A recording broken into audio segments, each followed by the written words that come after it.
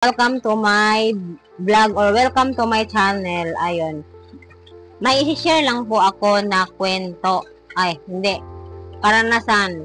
So, last week, binigyan po ako ni Sir Randy ng pampubunot ng ngipin kasi sa tanang live ko, lagi kong iniinda yung sakit ng ngipin ko.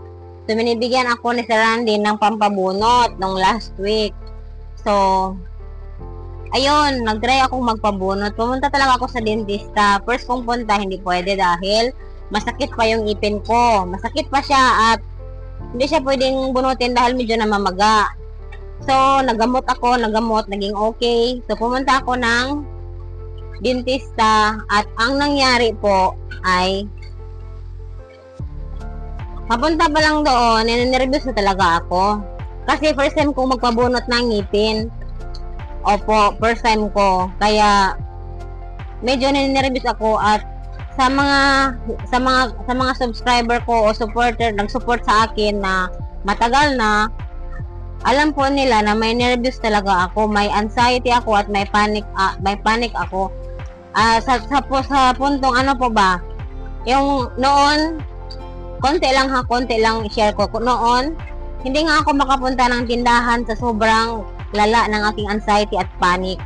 Kasi papunta pa lang ako sa labas ng tindahan, yung pag-palpitate ko, yung palpitation ko, yung tawag doon, yung palpitation at paghinga ko, hindi na talaga maganda siya. Sobrang ano talaga, hindi okay.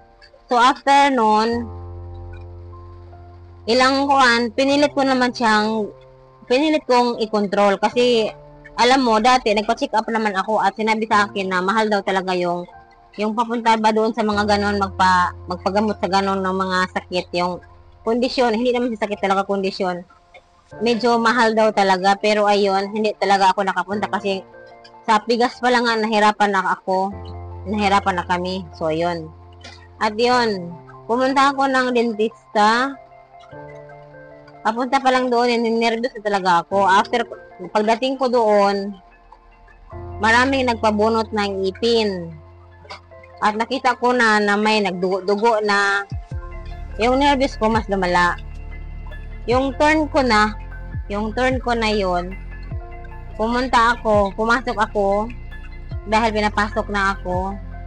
Alam mo yung pag ano ng dentista sinabi ko na talaga sa kanya na, ma'am, nervous po talaga ako. Siya kasi sanay na siya sa ginagawa niya. Parang inaaliw-aliw niya ako na hindi ako manervyos talaga. Pero hindi talaga nag-succeed ang dentista sa akin kasi after niyang nag-inject ng pampamanhid anesthesia, grabe. Matagal ko nang hindi naramdaman yon, yung nervous na yon. Pero that time, naramdaman ko siya ulit. Yung maiiyak talaga ako sa sobrang kaba. Yung gusto kong maiyak sa sobrang kaba. Malamig buong katawan ko, malamig ang pawis ko, malamig buong katawan ko, nanginginig yung laman ko. Nasusuka ako na hindi ko malaman kung masusuka ako o hindi. Gusto ko na talagang maiyak doon sa loob. Inaaliw-aliw ako, sobrang isang oras talaga namin doon. Siguro 1 hour kami sa loob na inaaliw-aliw ng dentista, pero hindi ko talaga kinaya. Tapos namanhid na, wala na akong maramdaman. Gusto na niyang bunutin kasi nakapahinga na ako nagduduwal talaga ako sa sobrang nervous doon, as in, hindi ko ma-explain. Siguro kung may nervous, may pareho kayong kondisyon sa akin, siguro maintindihan nyo yung ganong feeling. Alam nyo guys, naiyak talaga ako habang pauwi ako, grabe. Kasi matagal na yung hindi ko naramdaman ng nervous na yon. Doon lang ulit. Yung buong katawan mo malamig. Yung feeling mo, atakin ka na sa puso kasi sobrang kaba, as in kaba ako, grabe. Hindi ko malaman. Yun. So, hindi talaga akong pasensya kay Sir Randy. Nakabayad ako doon ng transportation, tapos yung anesthesia na binayaran ko, tapos gamot kasi ang sakit sa ngipin, bumilbil ako ng gamot last week. Ayun. Nahingi talaga ako ng pasensya kay si Randy kasi hindi ko talaga siya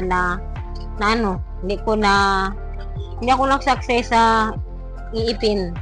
Hindi ko talaga kaya, guys. Hindi ko talaga kaya. Kahit anong sabihin pa sa akin na ganun. Hindi talaga. Hindi, maiiyak talaga ako, sobrang nervyos. Matagal na yung hindi ko naramdaman, ngayon lang ulit. So, parang maiiyak talaga ako, sobrang kaba doon.